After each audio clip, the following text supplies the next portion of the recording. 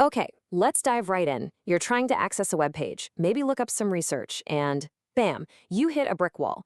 Your computer or network may be sending automated queries. A security system thinks you're a robot, locks you out, and straight up refuses to process your request. No matter how desperately you just want to get to your destination, you're stuck. It's incredibly frustrating, right? You're staring at a screen, completely blocked by a firewall that just won't cooperate with what you actually need to do. Hold on to that specific intense feeling of a system glitch for just a second. Because here's the thing, your brain isn't a computer. When you're a shift worker, say you've just knocked out 3 grueling night shifts in a row, and that deep zombie-like exhaustion is setting in, your brain is often fighting itself. Your body clock is literally screaming at you to wake up right at the exact moment you desperately need to sleep.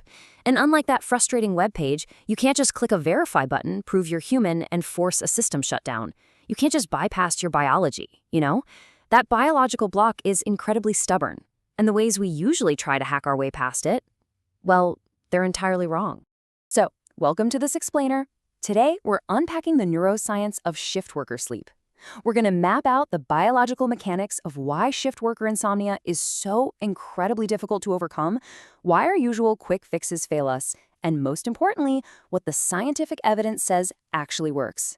If you've ever struggled to sleep when the rest of the world is awake, you'll absolutely want to pay close attention to the data we're about to look at. Section 1, the human-machine glitch. Section 2, why sleeping pills fail. The core misunderstanding here is the difference between simple tiredness and circadian misalignment. When you come off a night shift, your problem isn't just that you're tired. Your real problem is circadian misalignment. This basically means your internal biological clock and your actual sleep schedule are actively pulling in complete opposite directions. Your body is all geared up and preparing for daytime activity, while your schedule is demanding nighttime recovery. And this brilliantly illustrates why those sleeping pills fall so short. Medication merely sedates you. It provides sedation, sure, but it completely fails to fix that biological mismatch we just talked about. It's kind of like putting a piece of black tape over a flashing check engine light on your car's dashboard. You've hidden the light, you've forced the brain into a state of unconsciousness, but the underlying engine problem, that circadian misalignment, is still pulling in the exact opposite direction. You aren't getting natural restorative sleep. You're just being chemically sedated. Section 3, rewiring with CBT-I. So, what does work? The evidence points to cognitive behavioral therapy for insomnia, or CBT-I, but not just any CBT-I. The source data highlights a randomized controlled trial of this therapy that was adapted specifically for shift workers. And honestly, the results are incredibly compelling. It was found to significantly improve sleep efficiency and reduce insomnia severity when compared to a control group. And perhaps the most important detail from this trial? Those gains actually held strong even at follow-up. It wasn't just some fleeting fix. It was a real, lasting rewiring of their sleep habits. Section 4, 2 biological sleep levers. So how exactly does a behavioral therapy physically rewire a biological clock? How does just talking or changing habits actually compete with the sheer force of circadian misalignment? Well, it works by targeting 2 very specific, powerful biological levers: sleep pressure and stimulus control. This isn't just about simple relaxation techniques. This is about strategically manipulating your body's natural chemicals and behavioral conditioning to force a full system reset. Let's look at that first step. Step 1 relies on adenosine. That's the fatigue chemical in your brain. It naturally builds up the longer you're awake, creating what scientists call sleep pressure.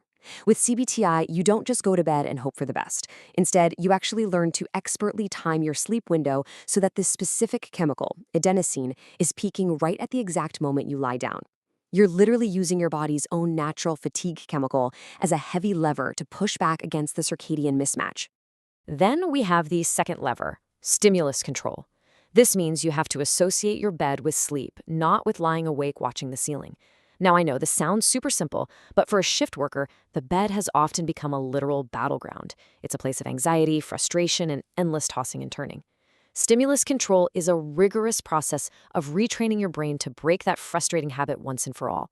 You're rebuilding the psychological association so your brain knows the bed is exclusively for sleep, which completely removes the anxiety that keeps your brain hyperactive. Section 5.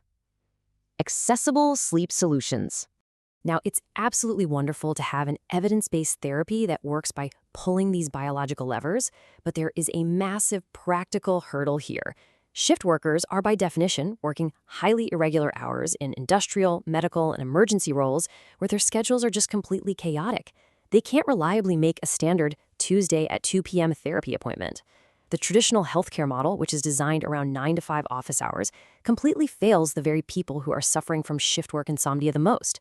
So making this specific adaptation of CBT-I available online is an absolutely essential part of the solution. The delivery mechanism has to match the actual reality of the patient's life. The source material puts it bluntly. If you're doing shift work and sleeping badly, this is where the evidence points. It's a really powerful, validating statement. It tells us that we don't need to just rely on guesswork or temporary chemical band-aids anymore. True medicine, effective medicine, actually explains the why behind the cure. It maps out the adenosine, the sleep pressure, the stimulus control, and it gives shift workers a real concrete roadmap out of exhaustion. So I want to leave you with this question to think about.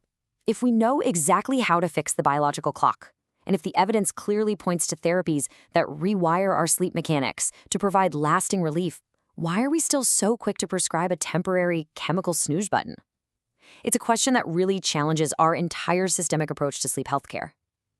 Thank you so much for joining me for this explainer, and I highly encourage you to keep diving deeper into the science of how your body truly works.